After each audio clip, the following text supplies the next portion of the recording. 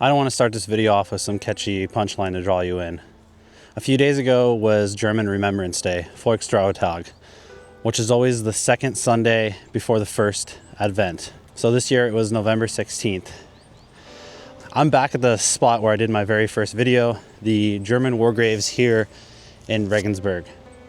Last time I talked about the cemetery in a general sense, and I talked about the Messerschmitt bombings that killed a lot of civilians that are buried here in Regensburg as well. Well, this time I kind of want to focus more in on the individual stories of some of the people who are buried here. As it is Remembrance Day, I want to focus in on that. What's also unique here is that there's several Commonwealth soldiers also buried among a German cemetery here in Regensburg. And I also want to show you guys those more in depth to this time.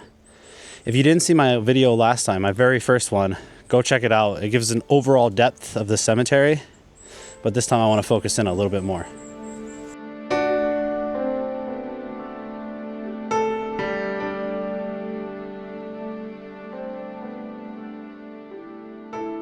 It's important to note that I did do research and reviewed the materials from local historians about some of the people I'm about to name. However, I'm not an expert and I could get things wrong. I don't want to disrespect the people that I'm trying to cover here today because I'm not an expert in their stories, but I think they should be told.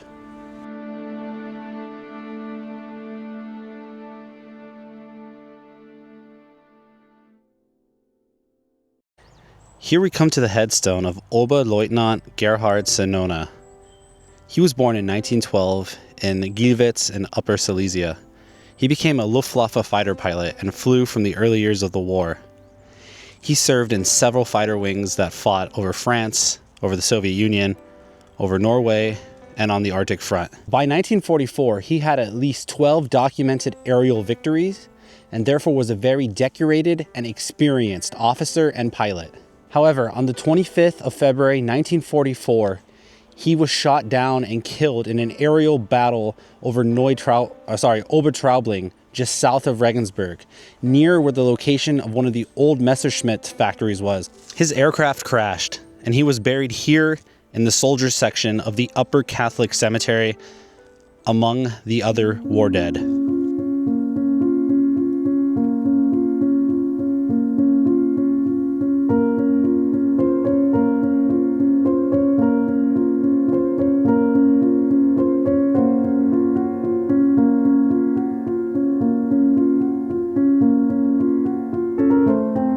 If you take one glance at the cemetery, you'll notice not every headstone, not every grave has the same shape.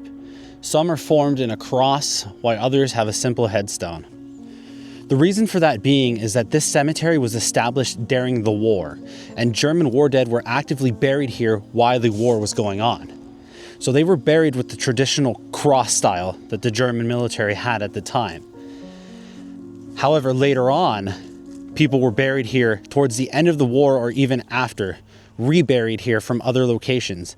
And that followed the simple headstone style that the Volksbund adapted after the war. So you can see this represented behind me. Closest to me, you see the headstones, and further behind me, you see the different crosses, the cross shapes. And it's the same in this row behind me. The later graves, the graves of those who were buried in late war or after it, with the headstone, and behind me again with the crosses. And some of those crosses date back to as early as 1939. The ones I'm looking right there, 1944. I look again in this row, I see 1940, 1941. So there's different dates throughout the entire war, all throughout this graveyard right here, of the 300 plus German service members who are buried here.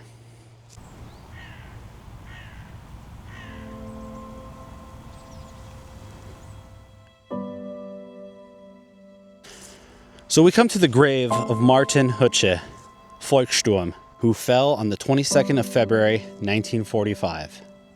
That word, Volkssturm, says it all. See, towards the end of the war, the Nazis got desperate and forced into service anyone from the age of 16 to 60 was drafted into the Volkssturm to fight for the Reich. Now, we all know that there were ages much younger than 16. However, Martin here, who died on the 22nd of February, 1945, was one of those poor souls forced into service to fight for a cause that was already lost. He was forced to throw away his life, even though the war at this point was effectively over. And he is just one of the 300 plus German service members in this section of the cemetery.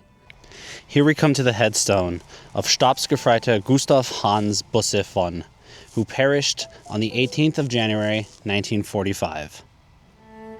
The stone does not tell us his place of birth, his unit, or the exact cause of death. It only lists his name, his rank, and the day he demised. But the date alone shows us all the information we need. Let's think about what was going on in January 1945. In the east, the Red Army was pushing into East Prussia. In the west, the Battle of the Bulge, the Ardennes offensive, was coming to an end. The fronts of the Reich were collapsing. And that is when Gustav Hans Busse, Stabsgefreiter, died on the 18th of January, 1945. That was going on the day he demised. So at this point, the war was already over. Another life tragically lost and a cause already lost. Again, the question was not how the war will end, but when the war will end.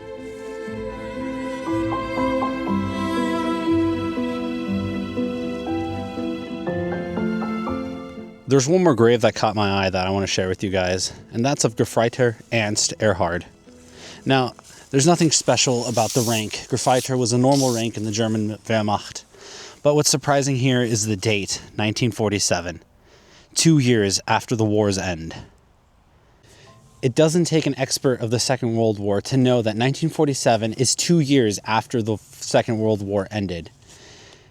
And that's just a prime example of how much war sucks.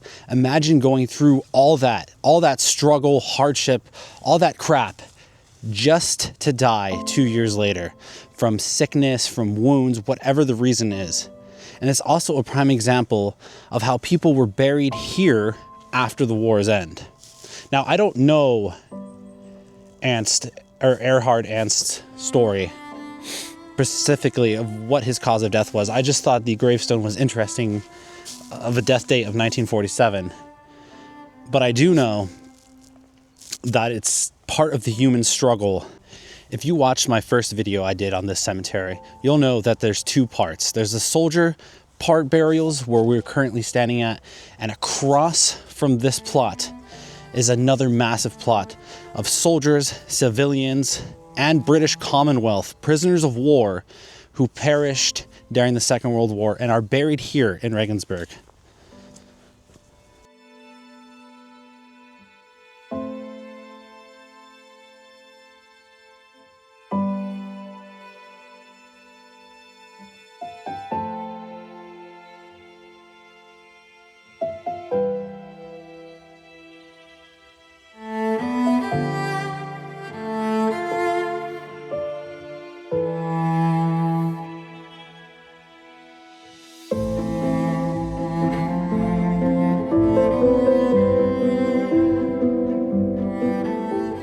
Walking over to the other plot with the other war graves, you get a different feel. Here you walk into a chapel-like feeling through a door, and as you cross through the door, you're greeted by a bassinet cross overshadowing the graveyard. Since it was Volkstrauertag recently, you have wreaths laying up here, one from the city of Regensburg and one from the Volksbund itself. Overshadowed, you see the different grave markers. More of a mass grave type of style here, because that's exactly what it is.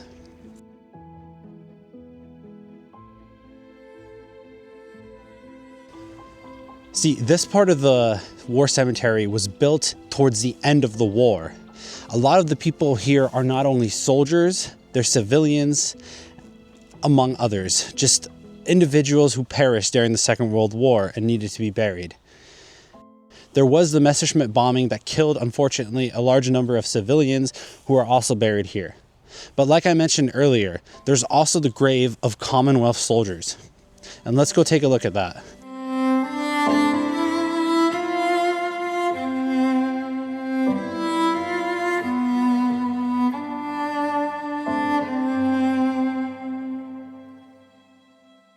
As we make our way over to row 9, where the Commonwealth soldiers are located, we're going to specifically take a look here at Burger Adriaan Coetzee. He was a private in Q Service Corps of the South African Forces.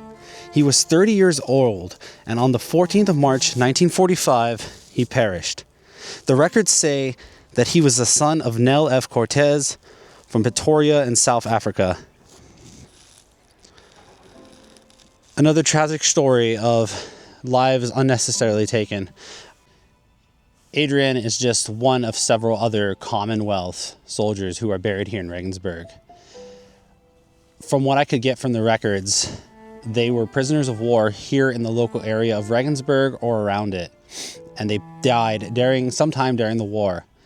As I mentioned earlier, towards the end of the war, the Germans kind of created this plot here as a mass grave, throwing in civilians, soldiers, you name it. And among those were also the Allied prisoners of war. And it's kind of the ideal time to visit a cemetery like this because you see the different wreaths and flowers laid out for them. So it's very easily to identify who here was among the Commonwealth soldiers. If you're visiting this graveyard and you're looking for them, they're in plot 9, starting with grave 15, which is towards the back.